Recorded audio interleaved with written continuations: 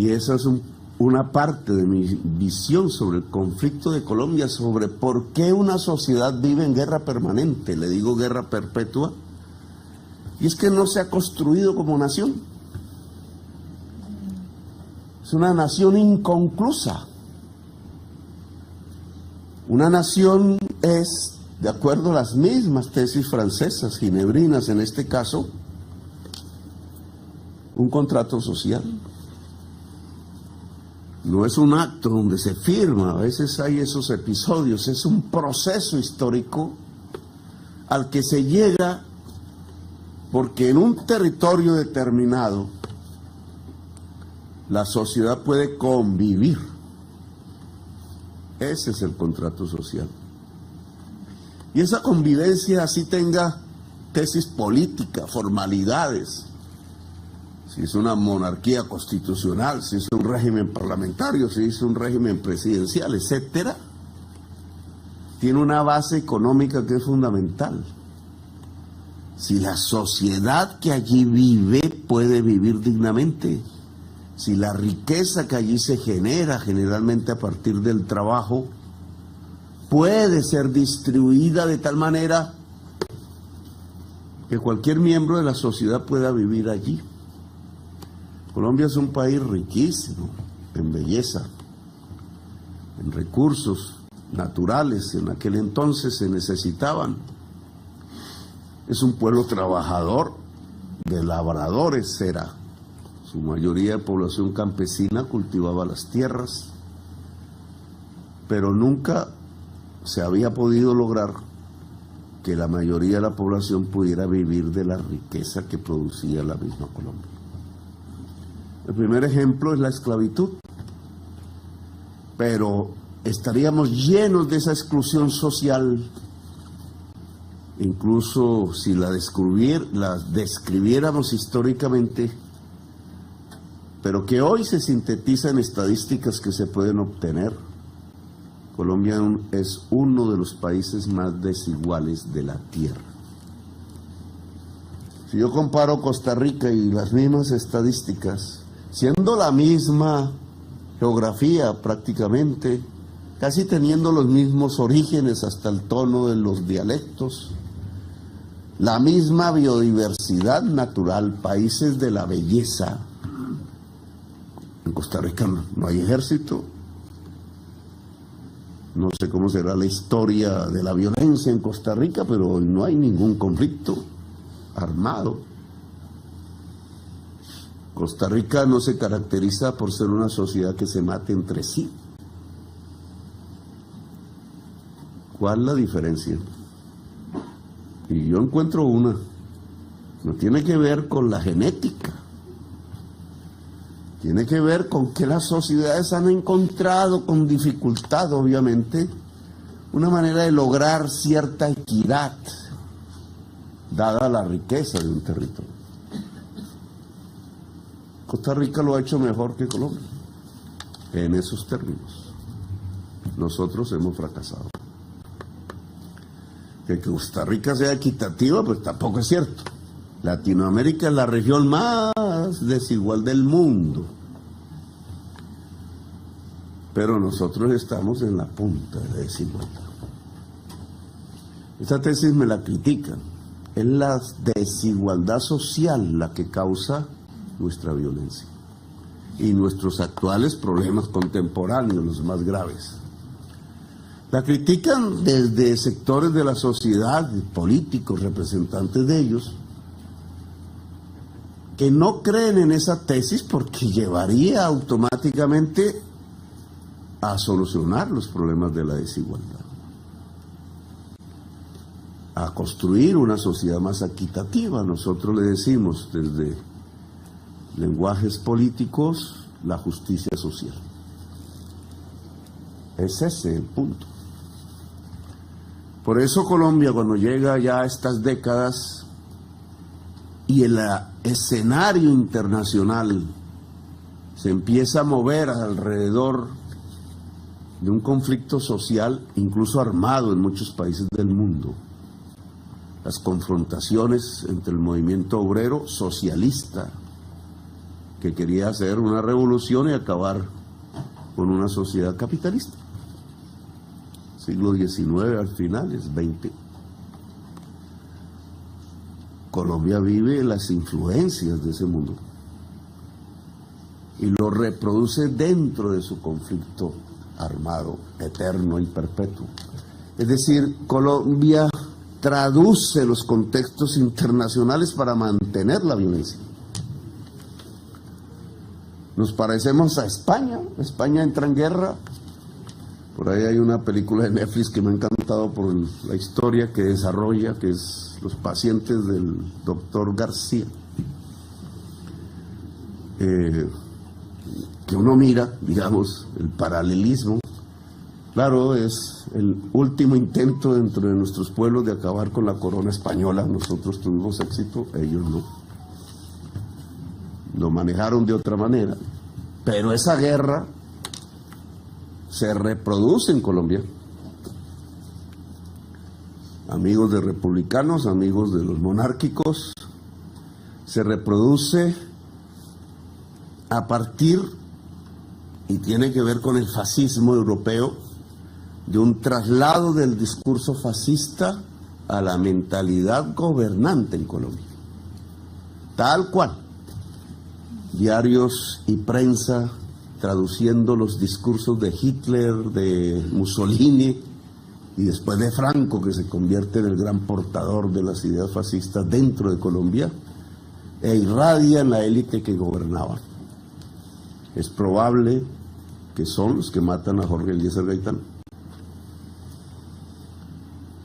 Es probable, después de la destrucción de la insurrección popular, que son los que desencadenan, incluso desde el púlpito, usando la radio, los medios de comunicación, un discurso de odio que va proclamando: no habían muchos bolcheviques, no habían muchos judíos, que entonces el enemigo de la humanidad es el liberalismo. Y la mayoría del pueblo colombiano era liberal. Jorge Eliezer Gaitán hubiera podido ser el presidente. La división del Partido Liberal entre dos facciones de vanguardia abre el camino de que el Partido Conservador, que está adquiriendo el discurso fascista, gobierna Colombia y decretan a sangre y fuego el exterminio del pueblo liberal.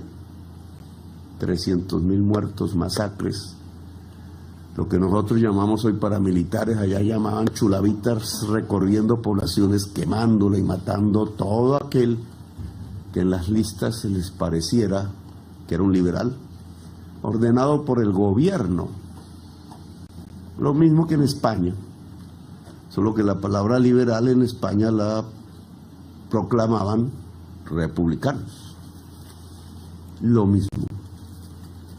Por eso llega ese 1948, en donde los Estados Unidos juzgan el fascismo europeo, los nazis alemanes, los derrotados, pero nunca juzgan el fascismo español y nunca juzgan el fascismo colombiano, que ya tenía 300.000 muertos de 11 millones de habitantes que eran en nuestras tierras. Ni España ni Colombia hacen la catarsis del pensamiento fascista. Y sobrevive a través de los estratos de la historia. Nos parecemos en eso. Pero Colombia mantiene entonces esa disposición a que sectores del Estado maten a su propio pueblo. No hubo nunca un juzgamiento. Nunca nadie pagó por eso. Y eso desarrolló entonces la guerra a los campos, el conflicto actual. De ahí ya no salimos nosotros los españoles, sí.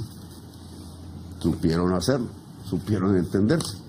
Es una parte de la historia que hay que recordar como un ejemplo, su pacto, como hicieron los franceses, como hicieron los europeos después de la catástrofe nazi. Pero Colombia no pudo hacerlo. Ni juzgó, ni hizo reflexión autocrítica de lo que significaba el fascismo, palabra que no conoce el pueblo colombiano porque la misma educación oculta el que fuimos gobernados por fascistas. Los fascistas siguieron gobernando, sus hijos, sus ideas, entre comillas, porque es más bien el crimen desde el poder, la concentración de la riqueza que eso trajo, la muerte sobre todo del campesinado, quitándoles las tierras, el estado de desigualdad y la mentira de una palabra que se llama democracia. Un cascarón sin contenido. La guerra arrancó y no termina hoy, solo que se transformó. De liberales y conservadores pasamos a gente de izquierda e insurrecta luchando contra el Estado. La Guerra Fría ayudaba. La FARC aparecieron antes de Fidel Castro. Eran liberales que se volvieron comunistas. Y se fue llenando Colombia de la idea de hacer una insurrección armada, insurgente. Yo participé del esfuerzo. Y de pronto fue apareciendo la tesis de que por qué tenemos que matarnos todo el tiempo. Antes que cayera el muro de Berlín, cosas de esas, en Colombia se pensó, se propuso y se intentó hacer un nuevo acuerdo de paz. Intentar construir una nación. Se le llamó diálogo nacional al esfuerzo. Se fracasó una vez, se intentó otra vez. La mayor parte del movimiento guerrillero dejó sus armas a través de un acuerdo que terminó en un proceso constituyente, generó la Constitución del 91 y se pensó en las palabras una nación. De acuerdo a nuestra historia, cómo esa diversidad podría ser la fundadora de una nación. Creímos que lo habíamos logrado. La esperanza, la posibilidad democrática, y otra vez fuimos derrotados.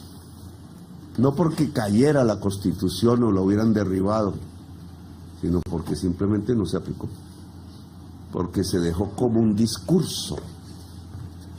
La posibilidad del proyecto democrático quedó volando en algunas universidades de facultades de Derecho, en algunos espacios de modernidad, pero el mismo año en que se aprobó la Constitución, tuvimos el peor año de violencia.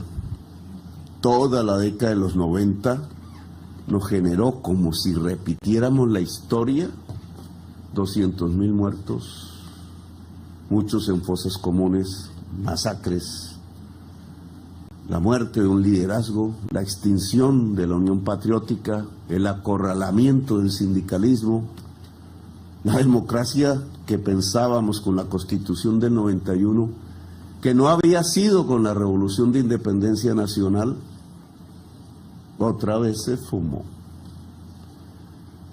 Esa fase aparentemente era de paramilitares contra guerrilleros, unos disque tratando de defender la libertad de empresa, que se considera como lo exclusivamente propio de la libertad, y nosotros aún tratando de construir un socialismo. Todo varió.